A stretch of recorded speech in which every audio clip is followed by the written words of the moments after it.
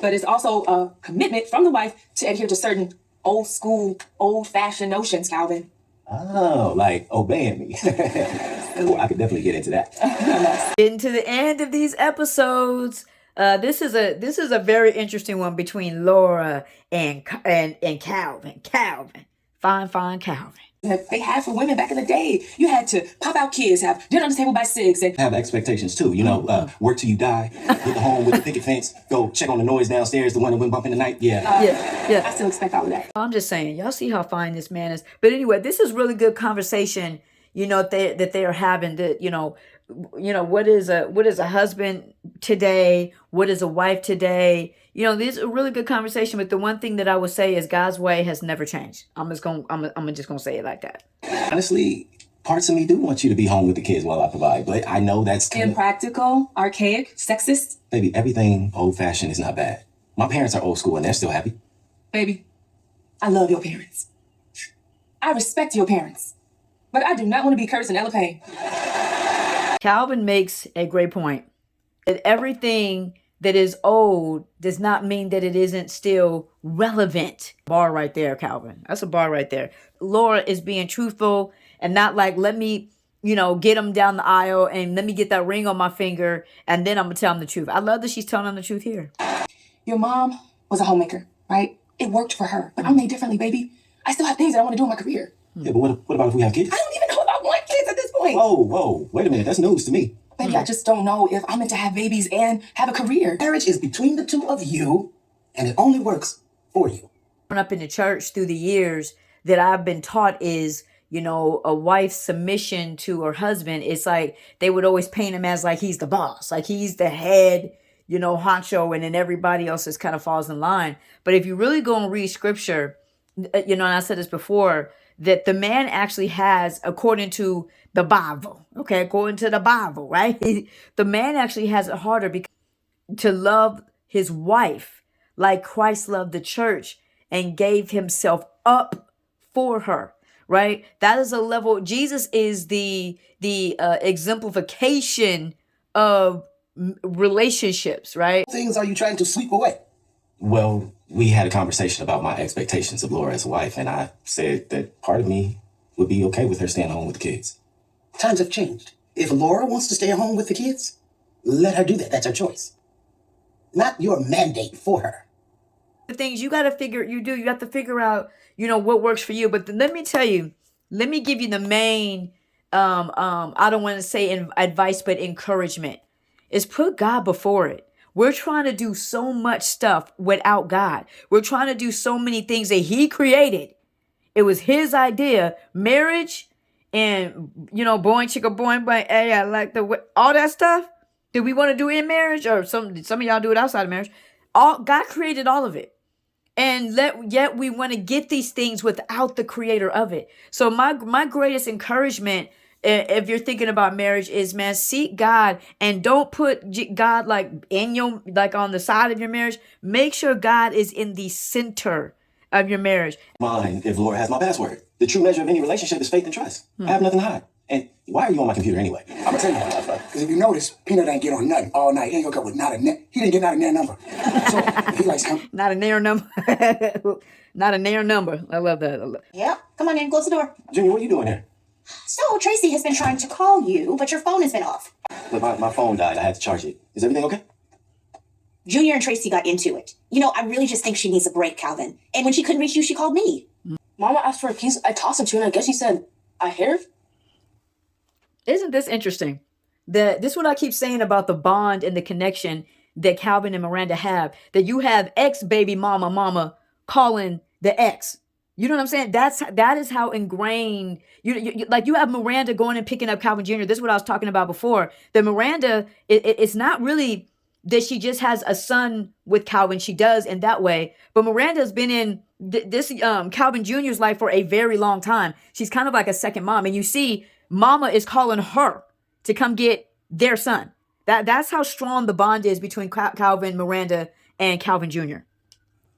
Tracy said that Junior threw the keys at her and hit her in the face. What? Calvin, just calm down. Miranda, I got this. Junior, bring your butt here. What's wrong with you? I was playing the game and she kept on bugging me, and I got mad. You know what? That's it. You're on punishment. I'm taking those games and I'm throwing them away. You're on them too much as it is. I told your mother that. I love, woo! I keep telling you, I love an assertive man. And this is what his son needs to hear. I love it. I love. Y'all so beautiful. Y'all so beautiful. God made y'all so beautiful. Go to your room. What? Nothing. Ooh. Boy, Okay, please, just calm down. my phone is I can't. Oh. Oh Lord. Oh. Are you gonna go after her? Calvin. But you know what? That's awkward, you know. But this is what's crazy about it is this is so innocent, but it's reality. So what Laura just saw is she thinks there's something going on because Miranda's there and Calvin hasn't been answering his phone. His phone's been, you know, it needs to be recharged. But really, what Laura really walked into is reality. It's reality. You know, Miranda is a major part of Calvin Jr. and Christian's life. And Laura is going to have to figure out how to deal with the realities of that. Oh Lord. Are you gonna go after her? Calvin, you have to go after her. no. And I love that with Miranda. Look at Miranda said, Calvin, you have to go after her. And Calvin's like, no, man. Because first of all, she jumped to conclusions and I'm starting to get tired. Yeah, Calvin, we need to talk. she's back. Calvin.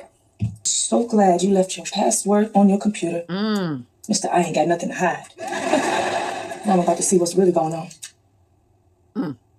The ecstasy is your destiny. Calvin.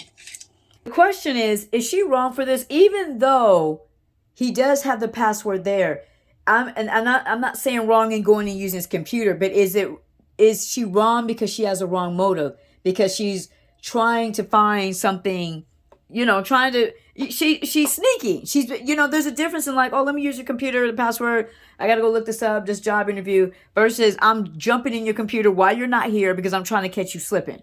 Right. And so as we find out here, remember, this is Calvin's boy that was on that dealing with ecstasy. That wasn't Calvin.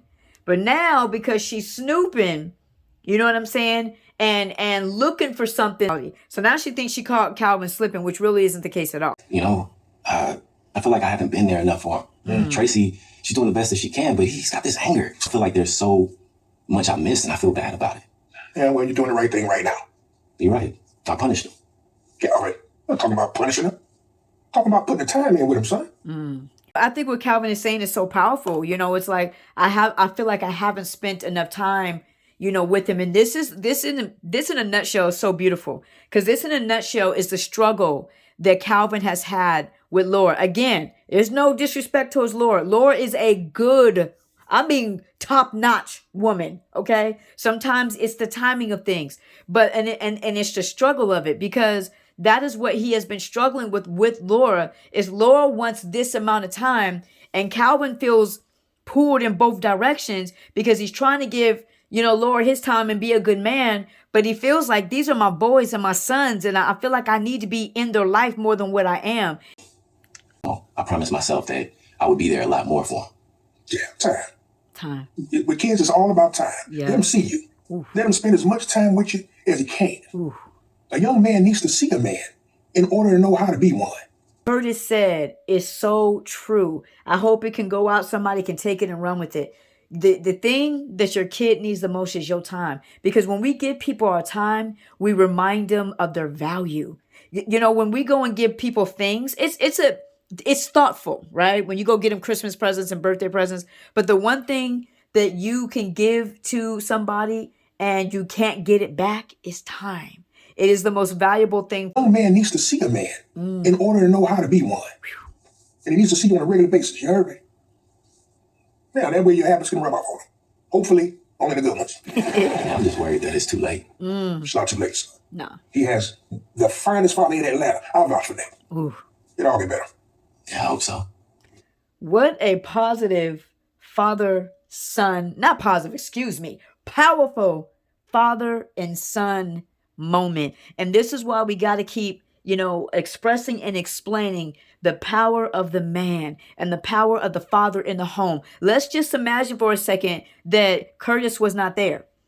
right? Now, you may have it to where Calvin is having these issues and he don't have nowhere to go to, and it just trickles down. A lot of times within families, it trickles down. You got to have that person that kind of is I call it the generational curse stopper, right? You need some of those generational curse stoppers, those ones that will stand up, be different. Sometimes it's not easy, and I love that that's what is happening here and why it's so important. Better. Yeah. Yeah, I hope so. Yeah. It won't happen overnight. Raising kids is not a sprint, son. It's a long distance race. No, you're not supposed to be on this game. What did your dad say? That was a couple of days ago. And I am sure that it is still in effect. What are you doing here? Oh, no, I was just getting ready to leave. And they better recognize the bond that Miranda has with both of Calvin's kids. You see what she just, Mama Miranda right there. Boy, you really trying to play me right now. What? What? I didn't do nothing. Why are you on the game when I told you not to be? That was the other day. You know what? Go to your room right now. Breathe, Calvin. Look, he knows he's not supposed to be on that game. He's trying me. Well, you have made your point crystal clear, okay? It's because she's not talking to me. What do you mean? Because I brought your son over here? Apparently. And that's ridiculous. And it's not, because Miranda does not understand the power and her essence and, what she brings. And that it's hard because Laura can't catch up. Miranda's 10 years in the game, 12 years in the game, so deep into the family. So whoever, like I said, comes into this, they got to come and be ready to take on everything. But I have to be here, Right. Calvin. We have a son together. I know. It's just how often you guys run into each other. All right, listen. Calvin, what can I do to help? Because I promise I am not trying to cause issues between you and Laura. Look, I can't keep causing these issues in your soon-to-be married. I just can't have that on my conscience. I love her again. This is what shows me Miranda really does love Calvin. Why? Because she's being unselfish. Why? What she trying? Look, let me get up out of here before I start, a situation. Okay, a situation with your fiance. And let's continue to remember, Miranda still wants Calvin.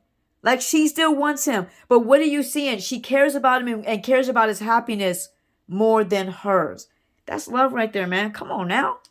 Dear Calvin, it hurts my heart to write this to you. I've been at this place before. You are not ready for someone like me. I am calling off our impending marriage. Oh, gosh. You need to figure out if you want Miranda, Destiny, or whoever you've been hiding. Please allow me some time. Okay. She said, you're not ready for a woman like me. And there is some part of that is true. But also at the same, flip that token around, she's not ready for a man like him. And this is what I've been saying the whole time. There's some people that are just bad for you. And sometimes it's just bad timing. And with Laura, it's just bad timing. She's a good woman. Calvin's a good man. It's just bad timing. There are other priorities he has on his list, and it is his boys. That's just what it is. Oh, What are you doing?